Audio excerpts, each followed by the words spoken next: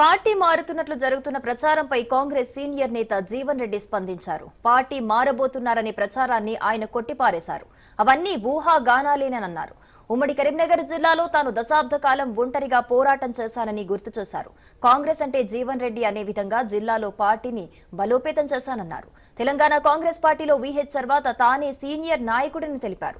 జానారెడ్డి కూడా తనకంటే 4 ఏళ్ల తర్వాత పార్టీలోకి వచ్చారని వెల్లడించారు. అయితే పార్టీలో సీనియారిటీకి స్థానం ఏమిటనే బాధ తనలో ఉందని ఆవేదన వ్యక్తం చేశారు. కొందరు సీనియర్లు వారి అభిప్రాయాలను మాట్లాడుండొచ్చన్నారు. ఇవాళ మొత్తం తెలంగాణ రాష్ట్రంలో ఆయన సీనియర్ మోస్ట్.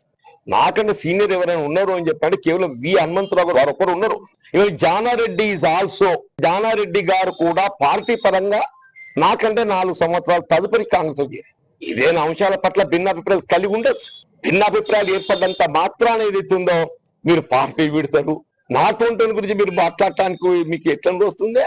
4 దశాబ్దాలకు వెళ్ళి ఏదైతుందో నేనే కాంగ్రెస్ నేను అనే విధంగా మీకు 1996 అప్పుడు ఉమ్మడి రాష్ట్రంలో 294 స్థానాలలో Congress was with only 24 seats. I one with 54,000 majority. 99 ప్రతిపక్షం. 2004లో కేసీఆర్ గారిపై 6, 8లో 2 సార్లు నేను పోటీ చేశాను. పార్టీ ఆలోచన విధానానికి అనుగుణంగా అంటూ నేను కేసీఆర్ గారిపై పోటీ చేసింది. 2014లో 3 ఉత్తర తెలంగాణ జిల్లాల్లో నేను ఒక్కనే ఏకైక ప్రతినిధినే. ఆదిలాబాద్, నిజామాబాద్, కరీంనగర్.